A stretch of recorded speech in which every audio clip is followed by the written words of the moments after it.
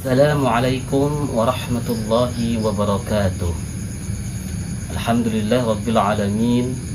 Alhamdulillahilladzi hadana lihada wa ma kunna linahtadiya laula an hadana Allah.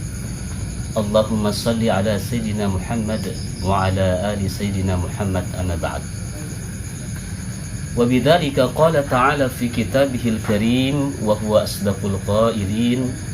A'udzu billahi minasy syaithanir rajim. Bismillahirrahmanirrahim. Ya ayyuhalladzina amanu idza qila lakum tafassahu fil majalis fafsahu yafsahillahu lakum wa idza qila ansuzu fansuzu yarfa'illahu alladzina amanu minkum walladzina utul ilma darajat. Wa qala an-nabiy sallallahu alaihi wasallam utlubil ilma minal mahdi ilal lahdi. Al-hadith. Sadaqallahul azim wa sadaqa rasuluhun nabiyul habibul karim wa nahnu ala dhalika minasy syahidin wasyakirin walhamdulillahi rabbil alamin.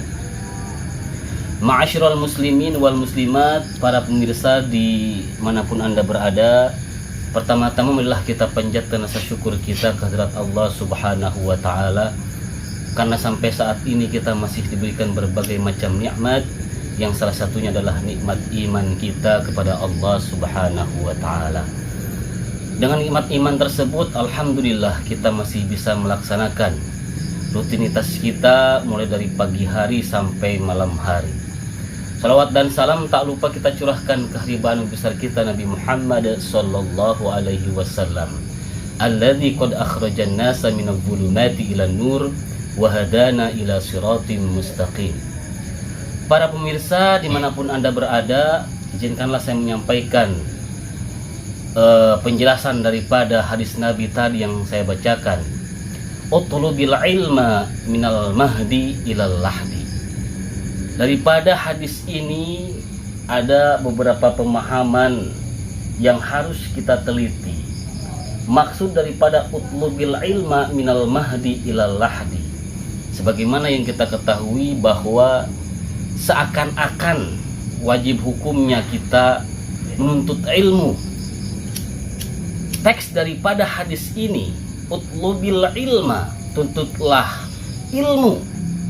Arti daripada tuntutlah ilmu di sini adalah yang jadi mukhatab kepada semua orang, baik laki-laki maupun perempuan, baik yang sudah dewasa ataupun anak-anak, baik yang sudah tua ataupun yang masih muda. Minal mahdi, maksud daripada minal mahdi ini adalah dari buayan. Maksud daripada buayan ini adalah kita seakan-akan belum paham daripada makna buayan ini. Padahal kita ketika kita baru dilahirkan dari rahim ibu kita, baik itu yang melalui dukun beranak, kalau istilah bahasa Sundanya paraji, ataupun yang ke puskesmas ataupun ke rumah sakit sekalipun. Nah, maksud daripada minal mahdi, kita baru lahir ke dunia, itu sudah diwajibkan menuntut ilmu. Loh, kok bisa kan kita belum paham? Nah, maksud daripada minal mahdi, siapa sih orang pertama kali yang mengajarkan kita? Yaitu dikumandangkannya lapad adzan oleh orang tua kita ataupun oleh paman kita. Ketika kita baru lahir, itu sudah diajarkan oleh orang tua kita, bapak kita atau paman kita atau kakak kita. Dilapalkanlah adzan di situ ketika kita baru lahir ke dunia. Setelah beranjak dewasa, wajib hukumnya kita menuntut ilmu, baik laki-laki maupun perempuan. Sebagaimana hadis Nabi dikatakan, talabul ilmi faridatun ala kulli muslimin wa muslimatin. Talabul ilmi, tuntutlah ilmu, atau menuntut ilmu, faridatun, itu wajib hukumnya, ala kulli muslimin, setiap muslim laki-laki, wa muslimatin, dan muslim perempuan.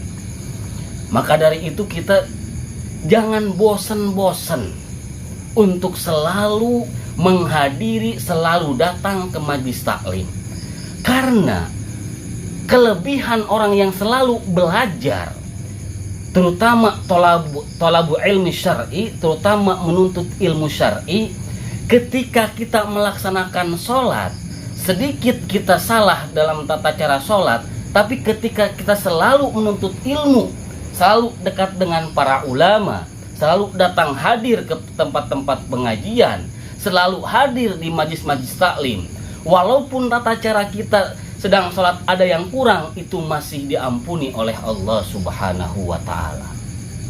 Ketika kita belajar Al-Quran, misalnya salah makhraj atau salah membaca surat Al-Fatihah, itu akan dimakfu atau dimaafkan oleh agama. Tapi kalau kita selalu belajar dan belajar, minal mahdi, dari buayan ilal lahdi. Nah, ilal lahdi di sini maksudnya sampai liang lahat. Ini orang kadang-kadang belum paham maksudnya apa sih, kok dari buayan hingga liang kubur. Kan orang sudah mati masih disuruh belajar. Loh, jangan salah. Ketika kita berhembus napas kita atau dicabut nyawa kita oleh Allah Subhanahu wa ta'ala, si fulan telah meninggal dunia, inna lillahi wa inna ilaihi rajiun. Kemudian sibuk dipandikan, sibuk dikapankan, kemudian sibuk disolatkan. Setelah itu dibawa ke makam. Nah, setelah itu dimasukkan ke liang lahat. Nah, maksud daripada minal mahdi ilal lahdi, dari buayan hingga liang kubur, ketika kita meninggal dunia, kemudian kita dimasukkan ke liang lahat, di situ ada pembelajaran. Di situ ada tolabul ilmi. Loh, dari mana tolabul ilmi ini? Ketika kita meninggal dunia, dimasukkan ke dalam liang lahat, kita akan diajarkan yang namanya talqin. Talqinul mayyit. Itu kan seakan-akan seolah-olah kita tetap belajar, walaupun kita sudah meninggal sekalipun, walaupun kita sudah menjadi mayit sekalipun. Kita akan diajarkan oleh seorang kiai atau seorang ustadz, kita akan ditalkin, diajarkan.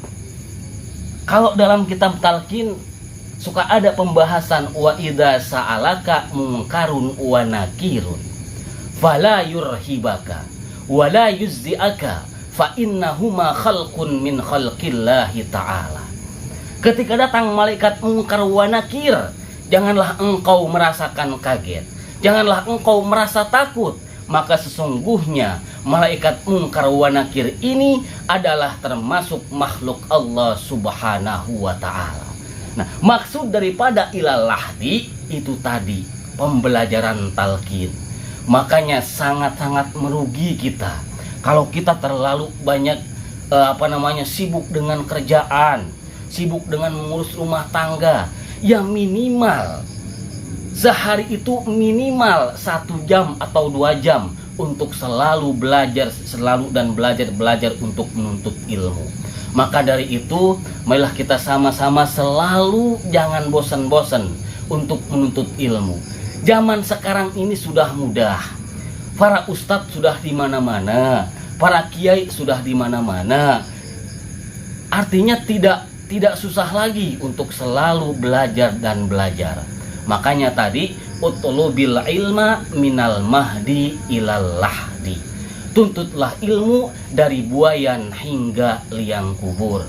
Jangan merasa bosan untuk menuntut ilmu, baik yang masih kecil ataupun yang sudah besar. Bahkan sudah nini-nini atau aki-aki sekalipun, jangan pernah bosan untuk menuntut ilmu.